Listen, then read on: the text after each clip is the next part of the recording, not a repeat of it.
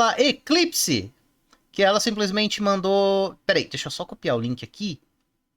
Solo um momento. Cadê? Eu aceito ver vídeo de caso criminal, tá, gente? Então, se vocês têm algum medo de, tipo, nossa, eu não vou falar de caso criminal e tudo mais, aquela coisa toda, e pipipi, popopó, pode mandar que eu assisto sem problema nenhum. Novamente, é um vídeo do Retune. É o mesmo canal que a gente acabou de assistir, basicamente. Só que dessa vez, o tema do vídeo é...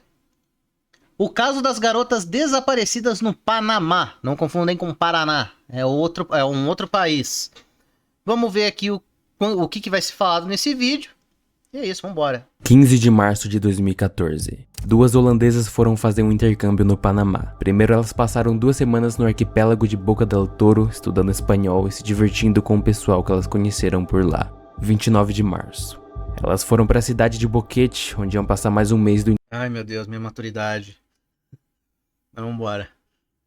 intercâmbio na casa de uma família local, uma host family. E nessa cidade elas iam trabalhar como voluntárias de uma Desculpa, gente, desculpa. Minha maturidade foi pro caralho. escola. Quando acabasse esse mês, elas voltariam para Holanda. Terça-feira, 1 de abril. As duas foram fazer uma trilha famosa da cidade, a trilha de El Pianista. Cris e Lisane Não, e o pior eu vou falar croquete, mas é outra palavra. Tem o alto croquete e tem o barro croquete. Porra, também não ajuda, cara. Começamos bem. Ai, caralho, é um caso criminal e eu tô rachando o bico, cara. desapareceram completamente e nunca mais foram vistas. Depois de 2 meses de buscas na floresta, encontraram uma mochila que elas levaram para fazer a trilha, e é aqui que as coisas começam a ficar realmente estranhas. Dentro da mochila tinha o celular delas com registros de ligações de emergência. Peraí. Craven, como chama quem nasce em croquete? Que eu não vou dizer a palavra feliz. Meu Deus do céu.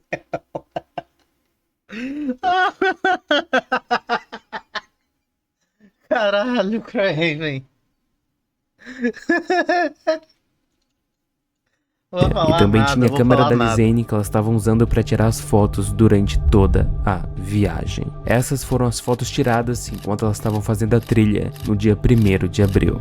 Tudo aparentemente ok, tudo normal. O mais incompreensivo de todo esse caso surgiu com as fotos que aconteceram depois disso, que foram tiradas só na madrugada do dia 8 de abril, 7 dias depois delas terem desaparecido. Essas são as fotos.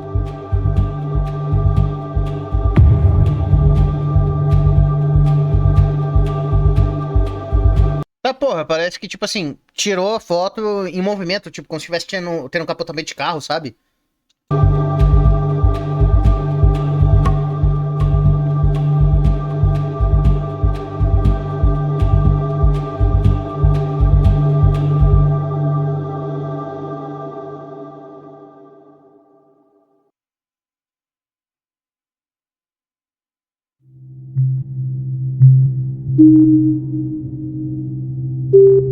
Esse foi um caso que já foi muito falado por aí. Já teve documentário, livro, vídeos com milhões de views no YouTube, tanto aqui no Brasil quanto na gringa. É um caso que, assim como foi no meu vídeo de Bermagui, nunca foi solucionado até hoje e provavelmente não vai ser por causa de pouquíssima quantidade de provas encontradas para conseguir afirmar algo. Mas justamente por causa de tanta repercussão e de tanta pouca informação concreta que existe dele, a quantidade de desinformação, especulações e teorias da conspiração que circulam por aí sem o menor cuidado é imenso. As pessoas começaram a tomar mentiras como verdade de uma maneira absurda. Então vamos tentar entender minimamente o que aconteceu com as garotas perdidas no Panamá.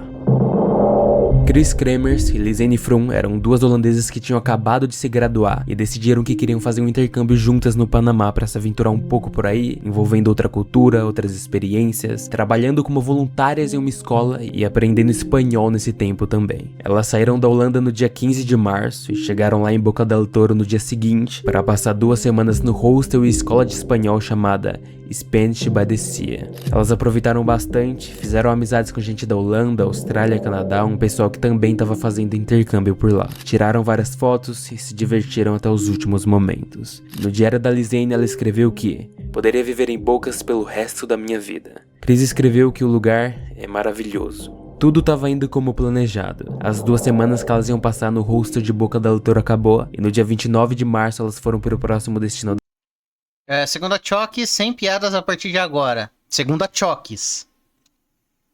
Tá. da viagem, que era a cidade de Boquete, na província de Chiriquí. Caralho. Desculpa. Lá tinha outra filial da escola de espanhol, a Spanish by the River, onde elas continuariam a aprender espanhol e também iam começar o trabalho voluntário numa escola da região chamada Guardaria Aura. Só que ao invés de se hospedarem num hostel que a escola tinha, que nem fizeram em Boca del Toro, dessa vez elas iam passar o mês na casa de uma host family, da Miriam Guerra. A Cris se acostumou Desculpa, tô me segurando. Desculpa, tô me segurando aqui. bem rápido com a família, mas foi uma coisa que no início afetou especificamente a Lizane. Pô, Choques, não deu 2 segundos, mas pô, Choques. O nome da cidade, cara.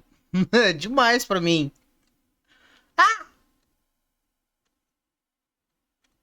Mesmo ela achando o lugar lindo e a família amigável, ela começou a ter uma crise, disse que se sentia como uma criancinha de 2 anos gritando pela mãe, que tá a 2 metros de distância. Um dia se passou e, de acordo com o que ela escreveu, ela pareceu estar mais empolgada que antes, apesar de ter um sentimento estranho ainda. Na tarde desse dia, a Cris e a Lizane foram para a escola de espanhol delas, ver algumas excursões, trilhas e coisas turistas do tipo. E já no dia 31, as duas iam começar o trabalho de voluntárias, mas foram barradas pela escola Aura, que falou que era para elas voltarem só na próxima semana, descumprindo o acordo feito meses antes pela agência de intercâmbio. Para aliviar a decepção, a Cris e a Lizane foram numa massagista alemã da cidade, e esses são os últimos acontecimentos registrados nos diários delas. Porque já no próximo dia, 1 de abril, a filha da Miriam vê a Cris e a Lizane saindo de casa de manhã, e elas nunca mais voltariam para casa.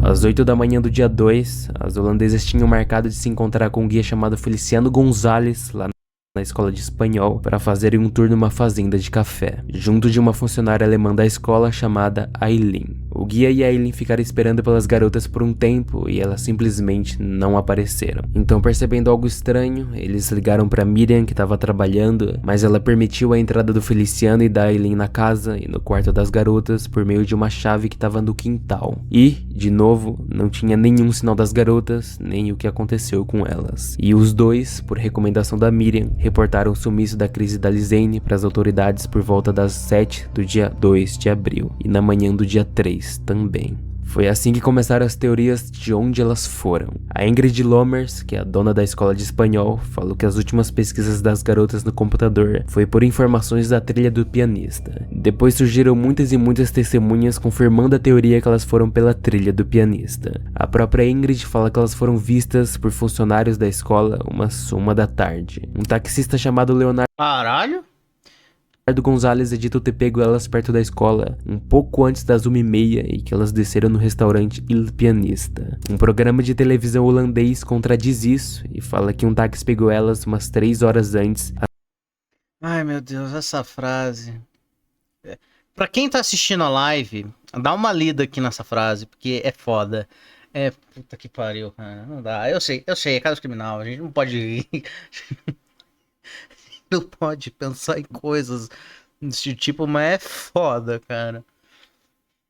Às 10h45 da manhã, além de um guia chamado Plinio Montenegro que disse ter visto as duas no topo da trilha do pianista por volta de meio-dia, mas depois ele voltou atrás nessa informação e disse que todas as mulheres europeias... Desculpa, gente. Desculpa, eu ainda não saí da 5ª série. Tipo assim, se fosse qualquer outro nome de cidade, eu ia estar prestando, tipo, eu ia tacar um foda-se, tipo, tá, vamos continuar com a história, mas não dá, eu não consigo. São parecidas, então ele não tinha certeza. Outras testemunhas também contam que as garotas passaram por um supermercado por volta das 1 da tarde, ou seja, uma confusão de informação absurda que no fim não dava pra ter certeza de nada. Mas foi assim que as buscas pela Cris e pela Lizane começaram, focando principalmente ao redor da trilha El Pianista, da trilha Los Quetzales e a do vulcão Baru. O Guia Feliciano foi o primeiro a começar a procurar por ela. A Jelits também tá rindo, tadinho. Jelits, não passa... Não, caraca, eu confundi. Chokes, não passa pano só porque é bonita, não ria. Aí, não, a Chokes tá falando isso, mas eu garanto que ela deve estar se contorcendo de dar risada no IRL. Elas por conta própria já no dia 3. A partir do dia 4, as buscas começaram oficialmente com voluntários e com o Sistema de Proteção Civil do Panamá, o SINAPROC. Enquanto os dias passavam, dezenas de pessoas se juntaram entre oficiais e voluntários para tentar encontrar as garotas. Começaram a oferecer uma recompensa de $2.500 para encontrar elas ou algo delas. Membros do SINAPROC começaram a dormir no meio da floresta, usaram barulhos e sinais de luzes, cachorros farejadores, helicópteros sobrevoavam a região, mas nenhum vestígio delas foi encontrado. Com isso, o time do SINAPROC parou de fazer as buscas ativamente e só começariam de novo caso surgissem mais pistas, sobrando só os voluntários e a polícia para investigar. No dia 30 de abril, a família aumentou a recompensa pelas garotas para $30 mil e depois para $40 mil. Mesmo assim, sem resultado nenhum.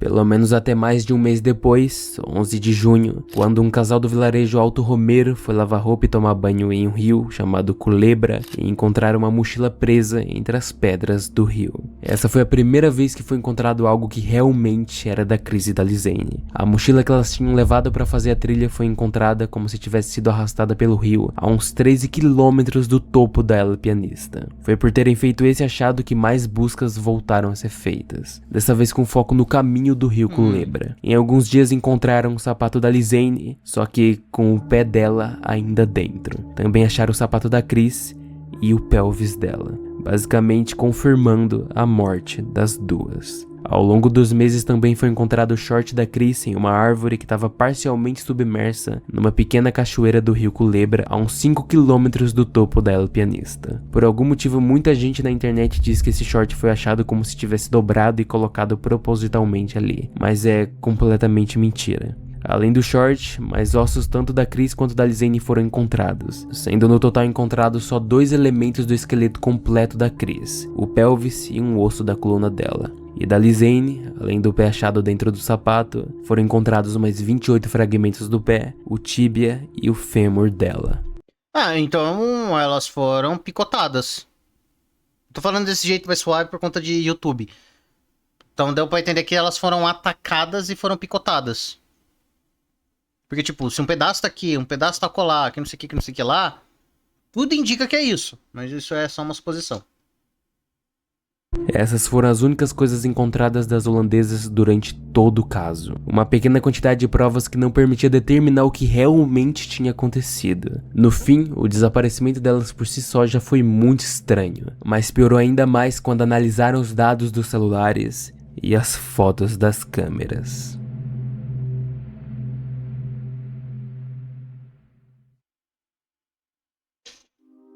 Um monte de coisas foram sendo encontradas dentro da mochila que a Cris e a Lizane levaram para fazer a trilha. Existem 2 versões não muito diferentes do que exatamente tinha dentro da mochila, vindo de pessoas que tiveram acesso a documentos oficiais das investigações.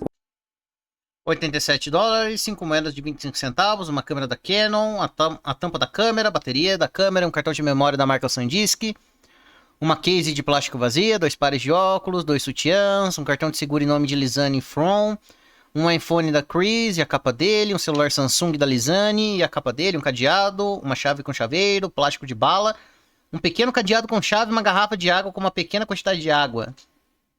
Uma das versões é de um livro focado no caso chamado Lost in the Jungle, e a outra é do site Imperfect Plan, que, assim como o livro, tem muitas análises feitas sobre o caso. Mas resumidamente, as coisas que valem a pena citar achadas na mochila foram $88,25, indicando que elas não foram roubadas, uma câmera da Canon e o cartão de memória dela, o iPhone da Cris e o Samsung da Lizane e uma garrafa d'água. Por algum motivo, muita gente na internet fala que a mochila foi encontrada sem dano nenhum, com com os equipamentos funcionando normalmente. Seria realmente estranho se fosse verdade. A mochila estava molhada, suja e danificada, com alguns rasgos, arranhões e descoloração por diversas partes. E os dispositivos que estavam lá dentro definitivamente foram encontrados molhados, já que, de acordo com uma informação dada pelo Instituto de Ciência Forense do Panamá em relação aos celulares, antes de conseguir alguma informação deles, os celulares precisavam ficar completamente secos. Enfim, a partir do dia que elas sumiram, 1 de abril, foram tiradas no total 142 fotos, sendo 133 tiradas pela câmera fotográfica e 9 tiradas pelos celulares da Chris e da Lizane. De todas 142, 69 delas não foram divulgadas ao público, porque a maioria que foi divulgada foram na verdade vazadas com baixa qualidade, sem o consentimento da família das garotas. E o mais peculiar de tudo, uma das fotos da câmera de algum jeito nunca foi recuperada pelos especialistas. Sabendo de tudo isso, a ordem cronológica do que realmente aconteceu com a Chris e a Lizane, no dia 1º de abril em diante, com base nos dados dos celulares e nos metadados das fotos tiradas além das próprias fotos,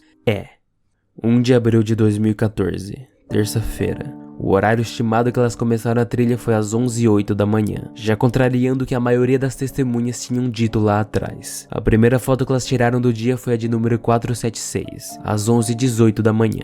Essa foto e as que vieram depois disso não tem nada que chame a atenção. Só mostra as paisagens da trilha, fotos e selfies da Chris e da Lizane. O único ponto a se mencionar é que na foto 491, a Chris está segurando 2 garrafas d'água ao invés de uma que foi encontrada na mochila. Fora isso, as informações mais importantes que vamos conseguir dessas fotos é o local e o horário de quando elas foram tiradas. Foi a partir da foto 495 que vemos que elas chegaram no topo da trilha do pianista às 11 em ponto da tarde. Elas ficaram um tempo no topo e tiraram algumas fotos até umas 11h15. Normalmente o mais...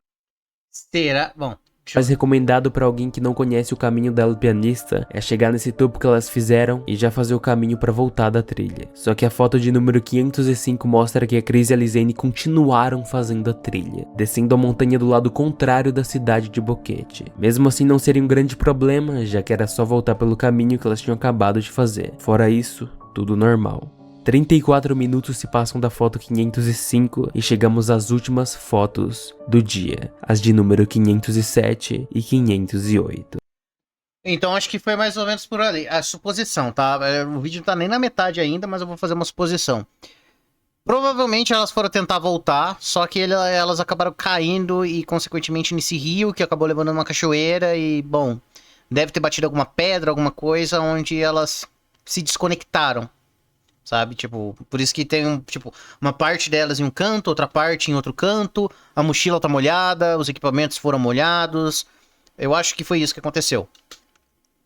Muita gente teoriza que a partir dessas 2 fotos já tinha algo estranho acontecendo pela forma de como ela não tá fazendo nenhuma pose pra foto e, supostamente, com uma expressão de preocupação, estressada ou até com medo. Outros dizem que ela só parece menos exuberante do que nas outras fotos, mas não aparenta sinal de ansiedade ou medo. No fim, não dá pra simplesmente determinar qual das 2 opções é a certa. O que se sabe com certeza é que quase 3 horas depois dessa foto, às 4h39 da tarde, o iPhone da Chris faz a primeira ligação de emergência ao número 112, o número de emergência da Holanda, mas não consegue sinal para completar a ligação. Mesmo não sendo o número de emergência do Panamá, provavelmente a ligação é direcionada automaticamente para o centro de emergência do Panamá. Infelizmente, Jared, nossa, mas tem como acontecer assim? Depende, se você cai num rio que tem uma força de água suficiente para levar você, dependendo da força, sim.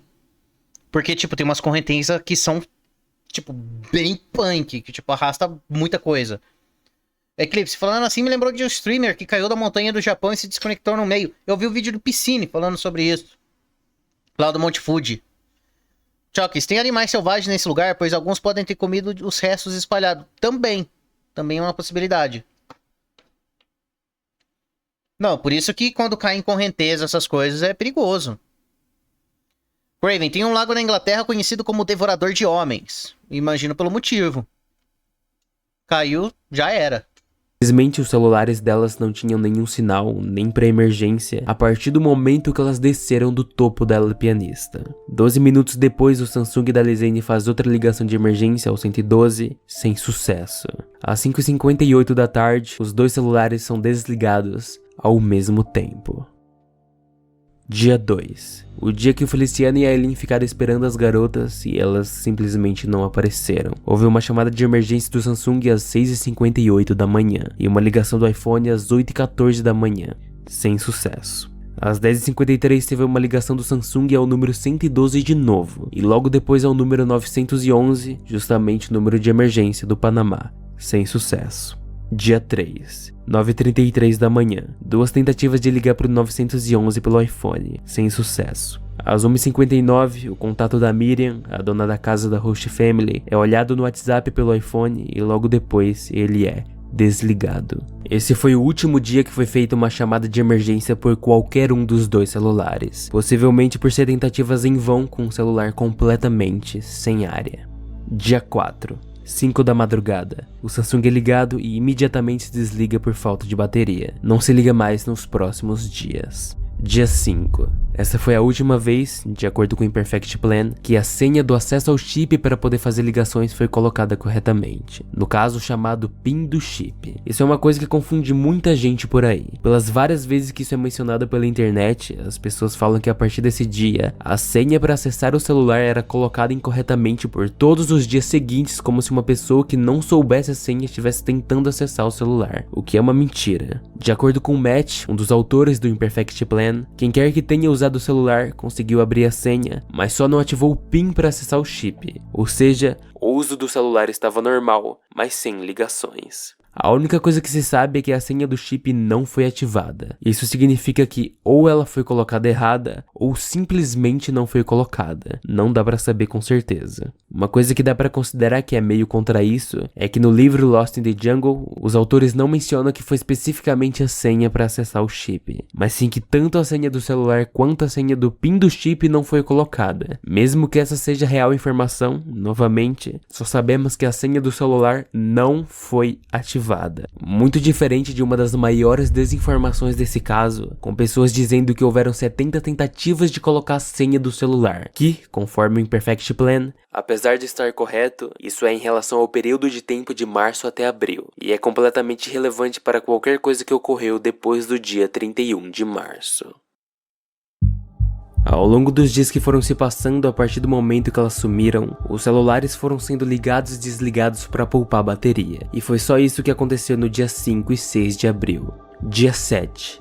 Nada acontece. Até que finalmente chegamos ao dia 8. Assim como deu para perceber, depois do dia 1, mas nenhuma foto foi tirada. Isso mudou às 1h29 da madrugada desse dia 8. 99 fotos foram tiradas em uma só madrugada, em um período de tempo de 2 horas e 40 minutos. Todas em um mesmo lugar e com flash. Dessas fotos, apenas 49 foram vazadas ao público. De acordo com a análise do Imperfect Plan escrita pelo Matt, que comprou uma câmera igual à da Lizane e fez um monte de testes com ela, dessa vez ele não teve acesso aos documentos da investigação sobre as fotos, mas o que podemos determinar nessas fotos por terem sido vazadas, as fotos têm uma qualidade muito menor que as originais e algumas estão com a exposição de luzes editadas de maneira não profissional, com o intuito de conseguir enxergar mais coisas na foto. Essas orbes vermelhas são causadas pelo flash da câmera atingindo a pele e refletindo de volta na câmera. E essas manchas brilhantes são causadas pela pele de alguém bem perto da câmera.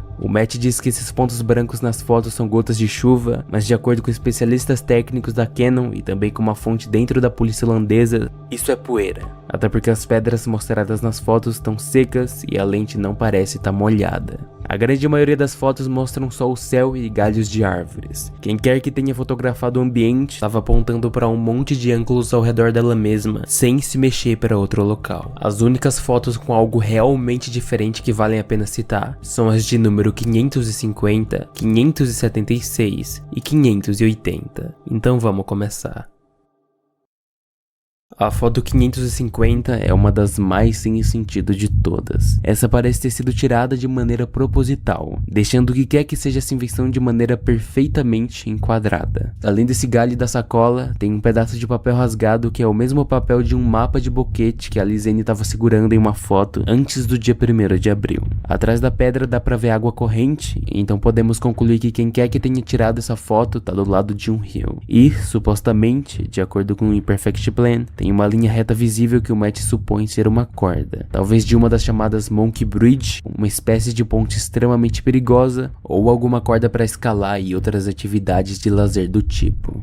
Esses são alguns dos possíveis motivos para colocar sacolas no galho de acordo com o Imperfect Plan. Pode ser um dispositivo de sinalização, sendo usado para tentar, de algum jeito, chamar a atenção das equipes de busca. Pode servir para manter insetos longe, já que, de acordo com o Matt, aparentemente, tais construções são usadas por habitantes locais contra mosquitos. Pode ser usada para coletar água usando as sacolas, mas elas tinham garrafa d'água e essas sacolas não parecem tão eficientes. No fim, nenhuma explicação é convincente o suficiente. A foto 576 é chamada de SOS Photo, porque o papel em volta de um objeto que reflete parece estar formando um SOS, como se fosse algo para chamar a atenção. Tô dando uma olhada aqui. Eu acho que seria SOS.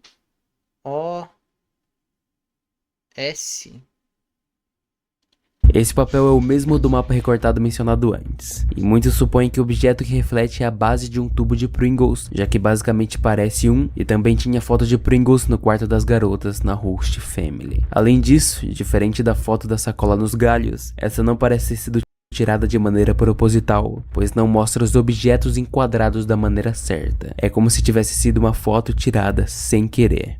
Foto número 580. A 580 é definitivamente a mais diferente e estranha de todas. Ela mostra o cabelo da Chris e só isso. Muitos falam que o cabelo tá mais limpo do que deveria depois de 7 dias na floresta. Outros argumentam que as garotas foram lavando o cabelo em rios e que o flash dá essa impressão de mais limpo e que sem o flash estaria mais ou menos assim.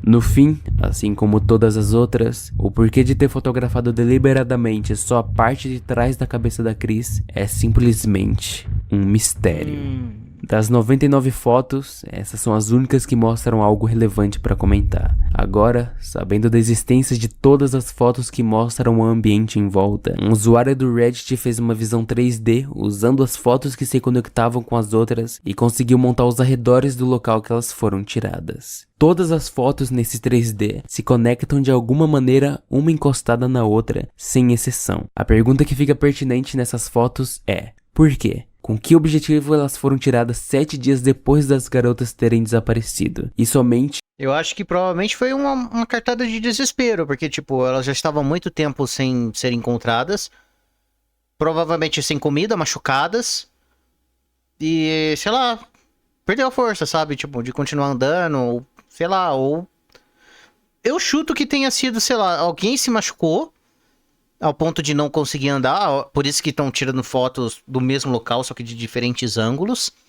A Chris, com o cabelo dela, provavelmente ela deve estar muito mais machucada, ao ponto de, sei lá, estar imobilizada, coisa do tipo. E tirou a foto do cabelo pra mostrar, olha, ela tá aqui, nós estamos aqui. Só que ninguém ia conseguir ver essa foto, né? Eu não sei, pra mim parece que foi desespero, tipo... Sabe, pra quem tá se afogando no jacaré-tronco, e tirar a foto do lugar ia parecer uma forma de chamar atenção. Pra quem fosse lá resgatar elas, coisa que não aconteceu. Em uma só madrugada. Existem algumas teorias, mas todas insatisfatórias. A primeira delas... Deixa eu ver. Eclipse, essa foto é incrivelmente assustadora pra mim. Não sei porquê, sendo que é só cabelo. Eu acho que é justamente pelo fato de ser cabelo e de você saber de quem que é esse cabelo, talvez tenha sido assustador. Porque, né? Porque, bom, nessa altura do vídeo a gente tá acompanhando aqui o momento de aflição desse caso. Então é completamente compreensível que você se sente desconfortável quando você lida com esse tipo de situação, sabe? Poderia ser que foi pra iluminar os arredores, tipo usar de lanterna pra ver algo, ou também pra assustar algum bicho. O ponto contra isso é que elas ficaram fazendo isso por quase 3 horas no mesmo lugar. Outra teoria é que as fotos, já que todas usaram flash, eram sinais, por isso tem a suposta foto SOS. Isso fazia sentido com os dias que as equipes de busca do Sinaproc começaram a fazer sinais de luz e de som à noite, que foi a partir justamente do dia 7, e as fotos foram coincidentemente na madrugada do dia 8. O problema é que não tem nada oficial dizendo que os sinais feitos pelo Sinaproc foram feitos depois da meia-noite, até porque a equipe precisa descansar, e o melhor momento para isso é justamente à noite, pela dificuldade de se locomover pela floresta no escuro, principalmente sem os equipamentos certos. E a última teoria que vale a pena citar é que, na verdade, não foi nem a Chris nem a Lizane que tiraram as fotos, mas uma terceira pessoa fingindo ser elas, e a foto do cabelo da Chris seria ela já morta. Com relação às imagens que não foram vazadas, de acordo com pessoas que já viram elas, não tem nada demais e provavelmente... Mas eu acho que se fosse um caso de pessoa que atacou elas, eu acho que já teria pelo menos descoberto quem foi. Eu acho que realmente foi um desespero por parte delas mesmo. E elas acabaram se acidentando durante a sua trilha, que elas estavam fazendo sem guia. Então era a receita pra dar merda.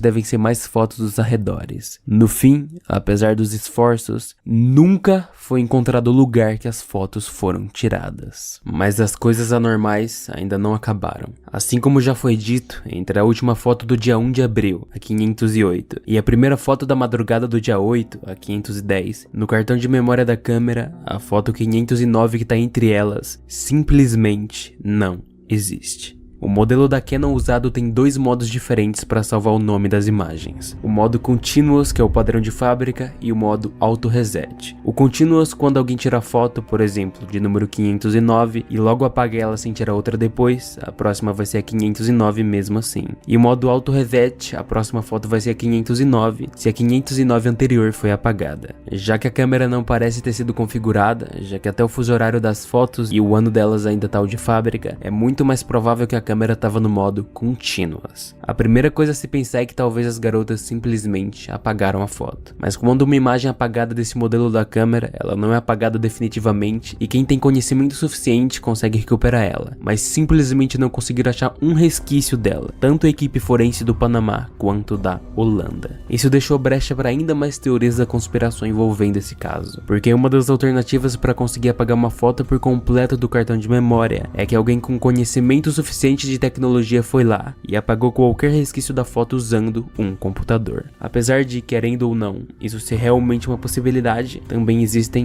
Eu acho que seria teoria da conspiração mesmo. Porque o que eu acho mais plausível sobre esse negócio, como o equipamento foi molhado, muito provavelmente deve ter danificado a placa do aparelho, que normalmente é a mesma lógica de celular, HD, essas coisas, né? Porque quando danifica a placa ou danifica de um jeito foda, não tem como recuperar. E eu acho que deve ter acontecido isso com a câmera. Tipo, deve ter entrado água, danificou, e aos poucos as fotos foram corrompendo. Sabe? Que é uma coisa que também é muito plausível de acontecer. Lembrando esse cenário. Porque como no próprio vídeo tinha sido dito anteriormente, os equipamentos, a mochila tava tudo molhada, né? Então pode ser que tenha acontecido isso. Aliás, isso daí... Bom, enfim, é uma teoria. Outras. Primeiro, alguém que teve acesso ao cartão de memória para analisar os dados apagou sem querer, no caso a equipe forense do Panamá, ou... Pô, mas aí também ia ser muita cabacice. Se bem que quando você deleta um arquivo de um cartão SD, pendrive, etc., é possível de recuperar, porque o computador nunca deleta. Ele só vai deixar o arquivo invisível, tanto que você pode restaurar depois com qualquer tipo de software, ou até mesmo com alguma distribuição Linux. Então, por exemplo, sei lá, você tem o cartão de memória do seu celular. Aí você tirou fotos de uma viagem que você fez com seu namorado, com sua namorada, só que você pagou sem querer. Tem como você recuperar. Você pode pagar para uma pessoa fazer isso, que normalmente tem alguns lugares que são focados em recuperação de dados, normalmente para HD de computador, essas coisas. Ou você mesmo pode fazer, caso você tenha conhecimento, é claro. E nos casos mais graves, tipo, sei lá, o computador que passou por uma enchente, ou que teve uma descarga de energia forte, queimou tudo, aí vai precisar de equipamento, pipipi, popopó, aquela coisa toda, né? Tanto que é assim que a polícia daqui, por exemplo, consegue recuperar arquivos que foram deletados, caso alguém tenha cometido um crime na internet e tentou dar uma despertinho, sabe? Ou 2. Houve um segundo cartão de memória da câmera que se perdeu e não foi encontrado na mochila. Essa teoria surgiu no livro Lost in the Jungle, mas é baseada em puro achismo. Também tem uma terceira possibilidade da câmera ter dado algum problema por alguém, por exemplo, ter derrubado ela. Algo que impossibilitou o uso dela até mais ou menos a madrugada do dia 8. Como sempre, só teorias e mais teorias. A cronologia dos acontecimentos depois do dia 8 continua da seguinte maneira. Dia 9, nada. Dia 10, nada. Dia 11, 10h51 da manhã, o iPhone foi ligado e desligado às 11h56. Esse foi o último detalhe oficial da linha do tempo dos acontecimentos. Depois disso, a gente já sabe que a mochila foi encontrada no dia 11 de junho, 2 meses depois. Na mochila foram analisadas 13 amostras de DNA. Dessas 13, DNA só foi encontrado em 3 amostras, sendo pelo menos de 2 mulheres e 1 homem. E também é possível ter mais DNAs. Aí, ó. Então, muito provavelmente, vai acabar caindo na teoria que eu tinha falado no começo desse vídeo. Que alguém foi lá e atacou elas. Porque se elas estavam sozinhas, por que teriam DNA de um homem? Não confirmados. O fato é que nenhum DNA da Chris ou da Lizane foi encontrado porque provavelmente sumiu quando a mochila foi encharcada e arrastada pela água. Então se os DNAs das donas da mochila não estão, então de qualquer outra pessoa que poderia ter pego a bolsa antes de ir pra água, em caso de assassinato, também sumiu. Os DNAs encontrados, tipo os das 2 mulheres e 1 homem, não coincidiu com de nenhuma database. E é possível que devem ser pelo menos do casal que encontraram a mochila no rio, além dos oficiais que encostaram nela antes de ser levada para análise. Em relação a DNA e digitais encontrados nos celulares, o Imperfect Plan diz, com base em dados oficiais, que não houve perfis de DNA recuperados e as impressões digitais recuperadas não estavam aptas para identificação.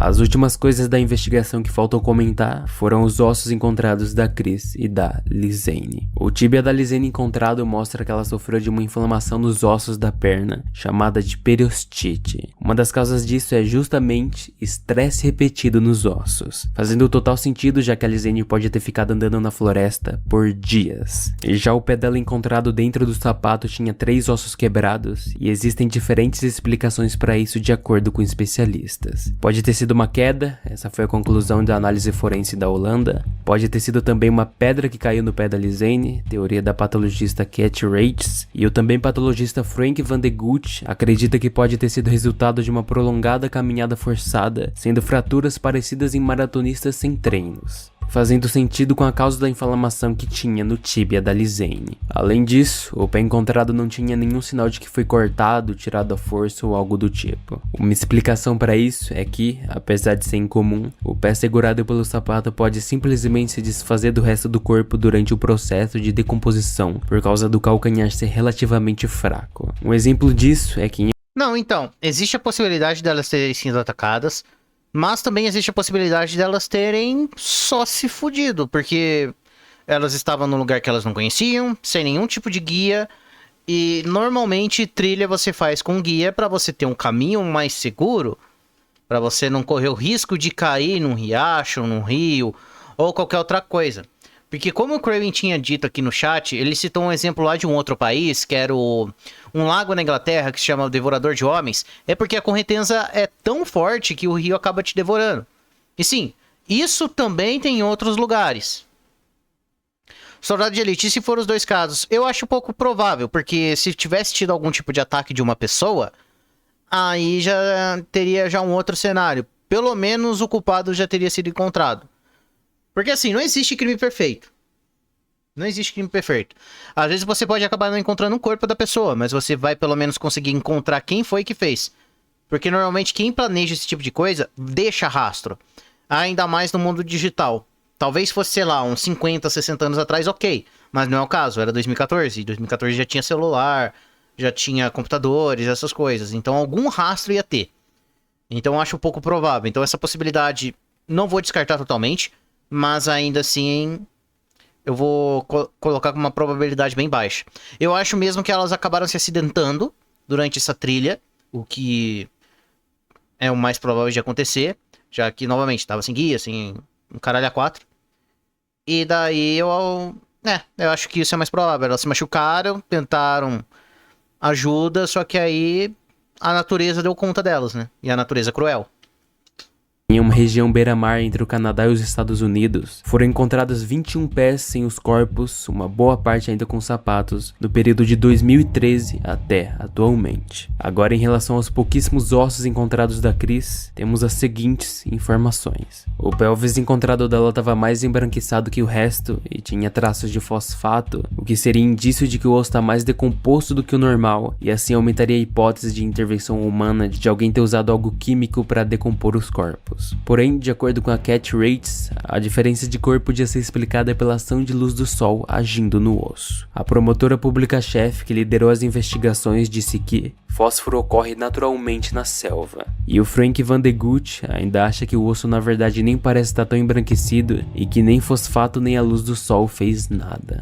Os ossos encontrados tanto da Chris quanto da Lizane mostravam apenas traços de raízes de plantas e nenhuma lesão causada por objetos afiados, armas de fogo nem cortes causados por desmembramentos. Só para finalizar, de acordo com os autores do Lost in the Jungle, se os corpos estivessem em um local ao longo do rio, eles devem ter se decomposto em grande parte dentro de 2 semanas. Essas são as únicas informações importantes sobre os ossos achados. Ao final de toda a investigação, muitos criticam a forma como o caso foi lidado e a falta de transparência dos oficiais tanto do Panamá quanto da Holanda. Críticas de uma parte da mídia, de guias como Feliciano e principalmente dos pais da Chris que falaram sobre como as informações não estavam chegando nem neles da forma como eles esperavam. Apesar dos erros e atrasos, os governos dos 2 países chegaram a uma conclusão de que, perante os fatos apresentados, ou pela falta dos fatos existentes, seria a conclusão mais provável do que aconteceu com a Chris e a Lizane a partir do dia 1 de abril. Grande parte das pessoas interessadas no caso acabaram não aceitando a tal conclusão e vão para um lado mais brutal das coisas. Outros chegam a criar conexões que simplesmente só existem na mente delas, comentando sobre informações sem a menor responsabilidade de checagem de fatos. Foi assim que surgiu as teorias mais aceitas e as teorias da conspiração. E lá vem. Momento de usar chapéu de alumínio. Gabe, peraí. Nossa. Gabe, agora eu consigo. Luquita, tem um relato criminal pra ti depois do vídeo. Tá lá no nosso grupo. Tá bom, Gabe. Lá veio o Gabe com traumas. Não. Soldado Gema. Oi, Gabe. Gema meu nome. Gema falando Dudu. KKKKKKKK. Ai, meu Deus. Não, eu acho que o Gabe não vai me traumatizar hoje. Eu acho. Existem 2 teorias principais e o resto são basicamente ramificações delas. Ou elas se perderam ou foram assassinadas. Existem pontos a favor e contra as 2. Primeiro vamos falar da teoria que elas se perderam da trilha. A linha... E é isso aí que eu tava falando. Tirando, bom, além de se perder, acidentou, mas vamos ver quais que são os pontos contras. Do tempo dessa seria mais ou menos a seguinte. Como vimos pelas fotos, a Chris e a Lizane começaram a trilha do pianista umas 11 da manhã e chegaram no topo dela às 1 da tarde. A partir daí, o correto para alguém sem conhecimento da trilha depois disso é voltar de onde vieram. Mas elas continuaram a trilha e chegaram, depois de 40 minutos, no chamado primeiro riacho que tá no caminho depois do topo. Foi aí que elas tiraram as últimas fotos do dia. Depois das fotos, elas continuaram a caminhada ainda mais, e é em algum momento após isso que algo aconteceu que, de alguma maneira, as garotas se perderam. Sendo que pelo menos às 4h39 da tarde, quando fizeram a primeira chamada de emergência, elas perceberam que realmente precisavam de ajuda. Ao passar dos dias, a Lizane desenvolveu periostite, enquanto as duas iam andando pela floresta e pela margem de uma das ramificações do rio Culebra. Até que na madrugada do dia 8 tiraram aquelas fotos com algum intuito, não se sabe exatamente qual é o estado mental de uma pessoa depois de dias perdida na floresta. Elas passaram mais dias nesse mesmo lugar das fotos, ou andaram mais um pouco, isso pelo menos até 11 de abril, às 11h56 da manhã, quando o celular foi desligado pela última vez. Então, pouco tempo depois disso, as duas faleceram na margem do rio por fome, hipotermia, malnutrição ou algo do tipo, e quando caiu muita chuva, o rio aumentou e levou o corpo delas. Ou elas acabaram de algum jeito caindo no rio. Alguns locais da região afirmam que elas poderiam ter tentado atravessar uma das Monkey Bridge e caíram pela instabilidade e dificuldade desse tipo de ponte, apesar de ser improvável delas terem tentado atravessar algo assim. Ao longo do tempo, os corpos foram se decompondo e arrastados pelo rio, e só certas coisas das holandesas conseguiram ser encontradas. Essa é a conclusão mais simples, que é aceita pela maioria dos especialistas envolvidos no caso e pelo governo tanto do Panamá quanto da Holanda. Mas não necessariamente significa que é exatamente o que aconteceu, mas sim que é apenas o mais provável devido a tudo que foi encontrado e analisado. Algumas coisas que continuam sem resposta nessa teoria é o porquê das fotos da madrugada, como a imagem 509 simplesmente some e como a mochila foi parar quilômetros e quilômetros da região que elas poderiam ter morrido, sendo arrastada pelo rio e, apesar de alguns estragos, não tá ainda mais destruído tanto a mochila quanto as coisas encontradas dentro dela. Também existe uma hipótese que a Chris morreu no dia 5, por isso o PIN não foi mais colocado no iPhone, só que isso significa que a Lizane simplesmente tirou uma foto da amiga morta. É aqui que vamos para a teoria geral de assassinato. O início da teoria de assassinato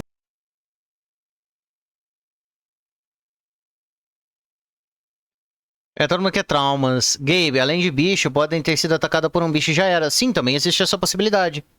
Eu acho que a menos provável vai ser, tipo, assassinato. Tipo, ou uma amiga matou a outra, ou um terceiro matou elas. Eu praticamente estou descartando essa teoria nesse momento. Eu chuto que foi simplesmente uma queda. Tipo, foram para um lugar onde não conheciam, foram tentar explorar mais do que deveriam e se perderam e se acidentaram no processo. Assassinato é a mesma coisa da hipótese que elas se perderam. Elas começaram a trilha umas 11 da manhã. Soldado, bora desenhar uma Luquita detetive. Mais uma skin. Toda live minha eu ganho uma skin. Yay! No silêncio de 3 minutos pra respirar e virar detetive. Ah!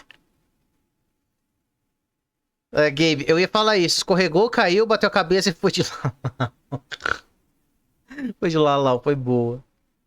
Chegaram no topo da El Pianista às 1 da tarde e ao invés de voltar, continuaram a trilha, tiraram as últimas fotos e é a partir daqui que algo aconteceu. No caso, nessa teoria, alguém acabou encontrando elas no caminho e sem motivo aparente, atacou as garotas. Elas podem até ter se perdido nos primeiros dias, por isso as chamadas de emergência, inclusive pelo número da Holanda, só que não teve mais nenhuma chamada de emergência a partir do dia 4, porque justamente elas teriam sido atacadas. Ou se não foi no dia 4, no dia 5, já que a senha não foi mais colocada no iPhone da Chris. Todas as coisas feitas nos aparelhos das garotas depois disso foram falsificados, incluindo as fotos da madrugada do dia 8, sendo que a foto do cabelo da Chris é ela já morta. Depois usaram produtos químicos para desaparecer com os corpos ou com a maior parte deles, por isso o pelvis da Chris estava supostamente mais embranquecido do que o normal e com a presença de fosfato. A foto 509 que tá faltando foi apagada intencionalmente com um computador por alguém que tem expertise no assunto, por isso ninguém conseguiu recuperar essa foto. Se fosse apagado pelo computador, celular, qualquer outra merda que seja, é fácil de recuperar. Tanto que qualquer lugarzinho que trabalha com recuperação de dados consegue recuperar, que foi o que eu falei anteriormente. Então, só por conta disso aí da foto 509, de alguém ter deletado por meio de um computador, qualquer outra coisa, isso é uma coisa... Assim, não é culpa de quem tá narrando, né? Ele só tá falando de uma teoria. Mas isso daí já derruba, sabe, essa teoria de um suposto assassinato. Não. Para alguma coisa deixar de existir, o aparelho teria que ser completamente destruído. Por isso que empresas grandes que trabalham com dados sensíveis, quando um HD dá problema, eles destroem. Porque se alguém tentar recuperar os dados, fudeu. Imagina alguém recupera os dados de um HD que já foi, sei lá, de um banco. A merda que isso ia dar. Foto. E a bolsa foi jogada no rio ou foi colocada propositalmente no lugar onde ela foi encontrada. Aí, não, essa teoria agora que a gente tá acompanhando aí é teoria chapéu de alumínio total. É teoria terra plana. Essa pelo menos é a base da teoria de assassinato padrão. Os problemas dela é que, se tivessem tentando se livrar dos corpos, por que não simplesmente enterrar eles em algum lugar sem ser no rio? Se já foi difícil encontrar algo ao longo do rio, imagina em algum lugar de uma enorme floresta. Pra que se dá o trabalho de falsificar o uso do celular se era só desaparecer com ele? Porque se dá o trabalho de ir de madrugada na floresta por horas e horas só pra tirar algumas fotos fingindo ser elas, além de apagar a foto 509 se era só sumir com a câmera?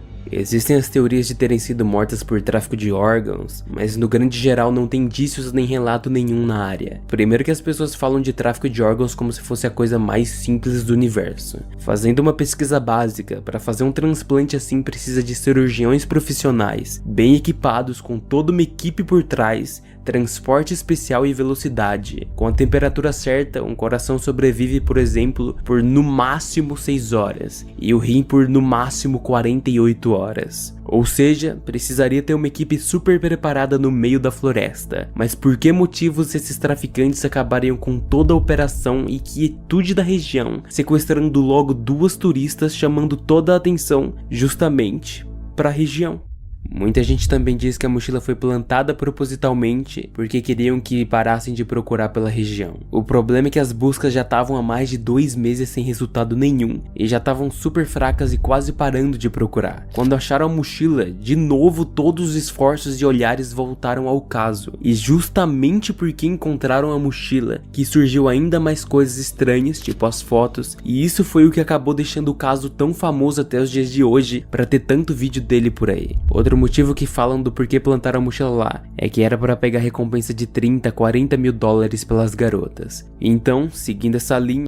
Mas se plantaram a mochila ali pra pegar a recompensa, a garota ia ter que estar junto da mochila, porra. Não ia fazer sentido porque a recompensa é pelas garotas e não pelos pertences delas, porra. Deixa eu ver. Gabe, aparelho a parar... Nossa senhora, tô lendo tudo errado. Aparelho parar pode ser muita coisa. Água, chuva, queda, dano pelo tempo, mau uso, mau cuidado. Agora, eu acreditaria que uma delas teria matado a outra por estresse ou trauma. Porque tem gente que entra em modo feral quando tá em situação de sobrevivência. É mais plausível. Se tivesse uma teoria de assassinato, eu acho que essa seria mais plausível.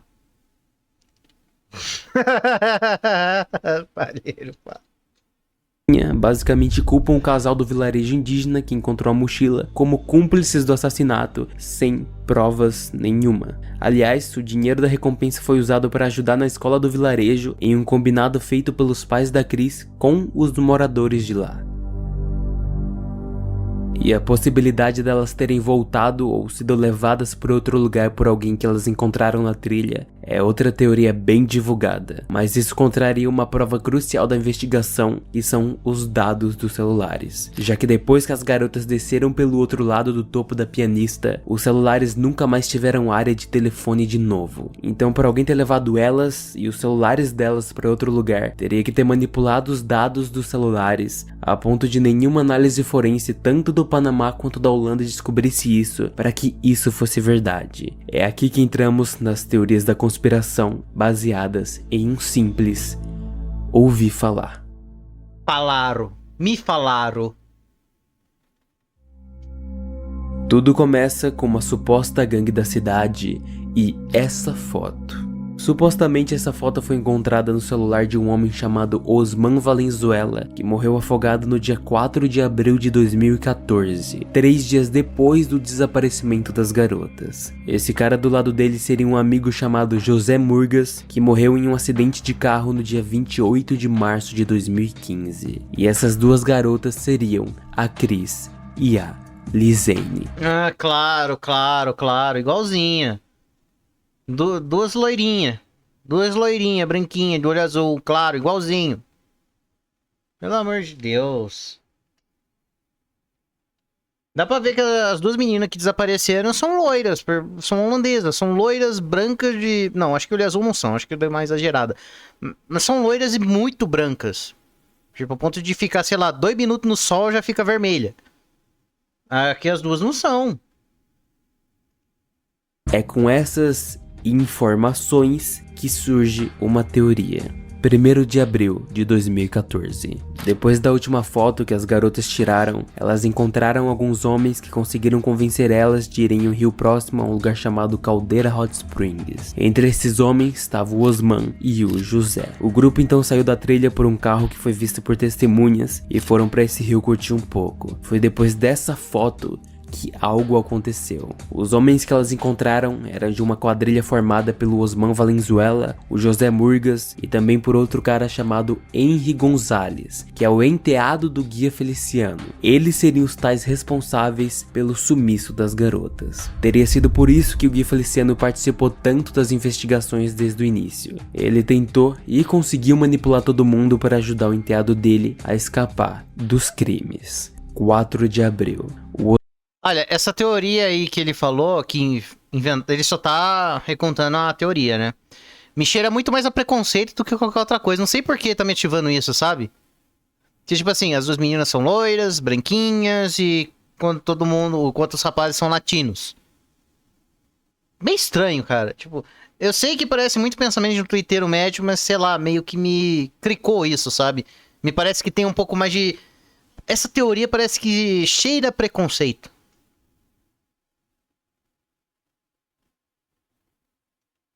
Osman morre afogado, só que na verdade ele foi silenciado. Alguns dias depois, Aileen vai embora da cidade de Boquete, dando a entender que ela sabia demais e estava com medo do que poderiam fazer com ela. 8 de abril. Falsificaram as fotos da madrugada e apagaram a foto 509 com o computador por ter algo que comprometesse a quadrilha. E em algum momento também falsificaram os dados dos celulares, senão seria impossível elas terem ido a algum lugar além da trilha. 3 de março de 2015. Também morre afogado o taxista Leonardo Gonzalez, que diz ter levado a Cris e a Lizane para o início da trilha do pianista no dia 1 de abril. Na verdade, foi outro silenciado por saber demais. Caralho, mas todo mundo tá morrendo afogado.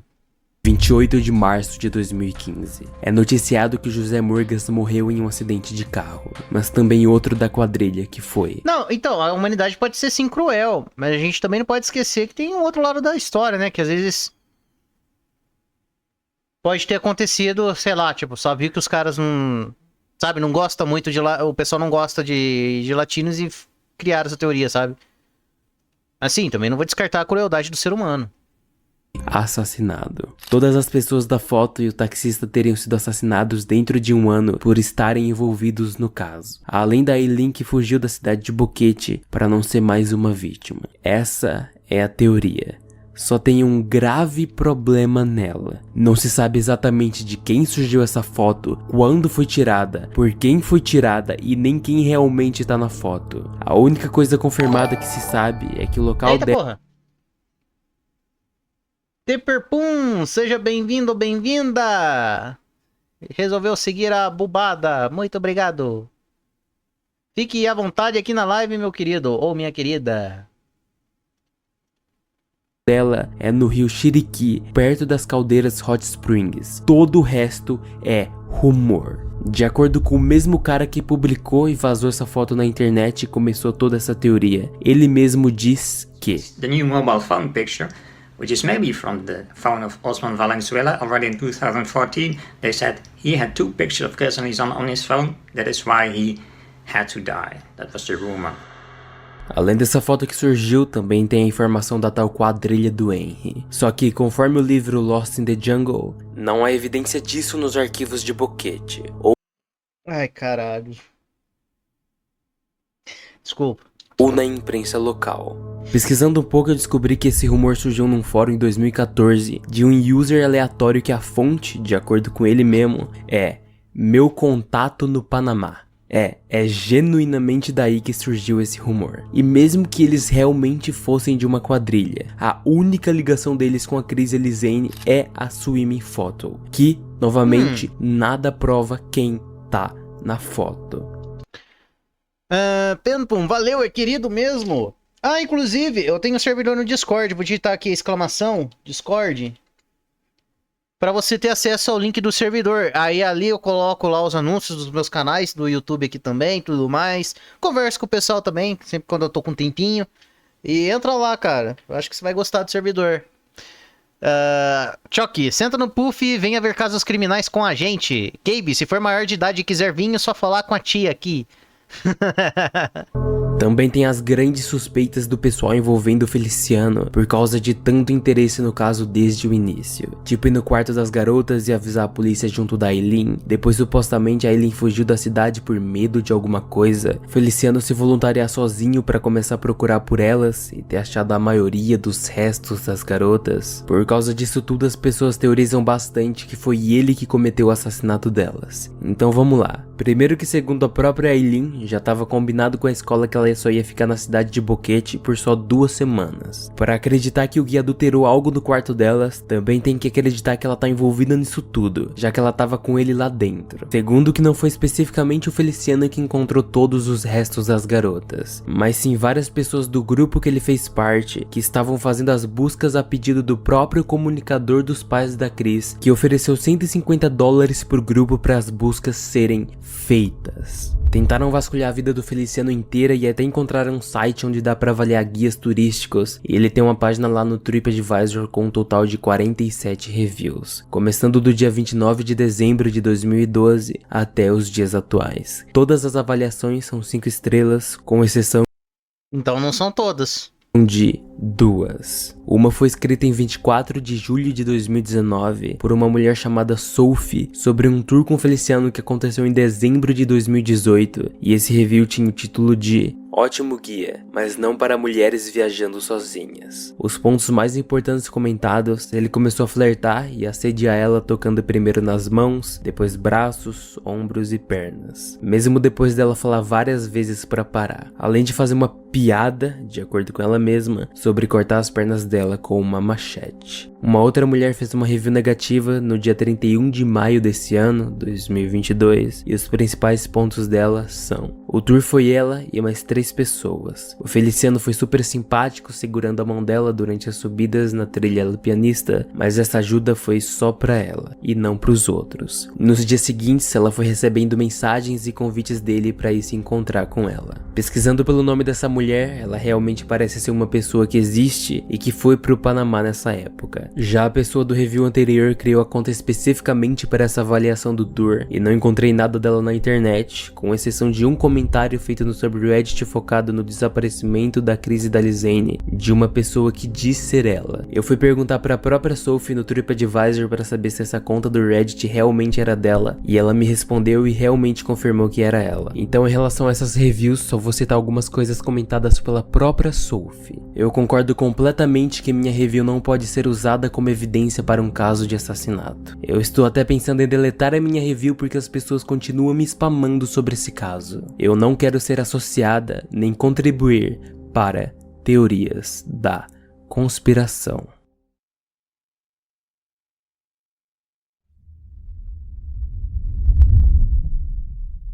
Percebem que qualquer pessoa que estava envolvida diretamente ou não no caso era suspeita pra internet e de algum jeito sabiam de algo a mais. O casal que encontrou a mochila, o Feliciano que ajudou desde o início, a Eileen que estava junto com o Feliciano, o taxista que supostamente levou elas que teria sido silenciado, o Osman que morreu alguns dias depois, a polícia e o governo do Panamá que forçaram. Então por que que a polícia simplesmente não resolveu questionar eles? Tipo, fazer uma investigação? A conclusão de que elas se perderam porque isso afetaria o turismo. Porque, tipo assim, na dúvida, investiga todo mundo que tá envolvido. Ah, achou fulano que talvez, supostamente, possa ter envolvimento com isso. Investiga, foda-se. É melhor investigar do que ficar na dúvida, sabe? Mas lembrando, isso daí é só uma teoria. Mesmo o governo da Holanda chegando na mesma conclusão, chegaram a acusar um outro guia que ajudou na busca só porque as meninas fizeram joinha em uma das fotos, já que muitas fotos desse guia no Instagram é uma marca dele ele aparecer fazendo joinha junto de outras pessoas. Isso foi, genuinamente, uma das acusações feitas contra o cara. Sério, é completamente responsável. É só você dar uma olhada no Facebook do Feliciano e nas postagens dele tu vai ver um monte de comentários do tipo: esse humano é como um cachorro raivoso, precisa ser abatido, seus dias estão contados. Pô, tem até BR no meio disso tudo. Tem uma entrevista que ele fez no dia 26 de julho desse ano pra um jornal, e ele conta que faz anos que fica sendo ameaçado em rede social, no WhatsApp, com mensagens do tipo: eu sei o que você fez, me diga onde as garotas estão. E ele diz que agora tem que ficar tomando cuidado quando alguém agenda um tour com ele, porque pode ser simplesmente um tipo de emboscada. Não dá pra simplesmente ficar acusando pessoas por aí baseada em teoria aleatória da internet. Uma coisa é ter uma teoria pra você mesmo na tua cabeça, outra coisa é compartilhar isso pra Deus e o mundo sem fazer uma pesquisa decente do que você tá falando. E simplesmente tacando um monte de desinformação e rumor aleatório tiradas de, sei lá, de um fórum, de um blog, sobre pessoas que têm vida, que têm família. É uma vida que você pode simplesmente estragar por coisas assim. Sério, é completamente irresponsável. é só irresponsável.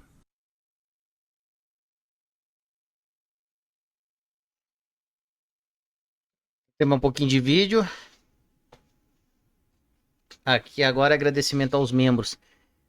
E o vídeo acaba por aqui, no caso, né? Porque, bom, é uma teoria, não foi solucionado. E eu acho que vai permanecer assim por um bom tempo. Acho que ainda por mais alguns anos. Peraí. Gabe, você mandou aqui alguns áudios. E eu posso ouvir aqui na live ou tenho que ouvir depois? Eu vou aproveitar a deixa porque eu bebi bastante água durante esse vídeo e a minha bexiga tá quase explodindo de novo. Só que dessa vez vai ser muito mais rápido do que da outra, porque eu vou aproveitar, eu vou aqui no banheiro aqui perto do quarto, então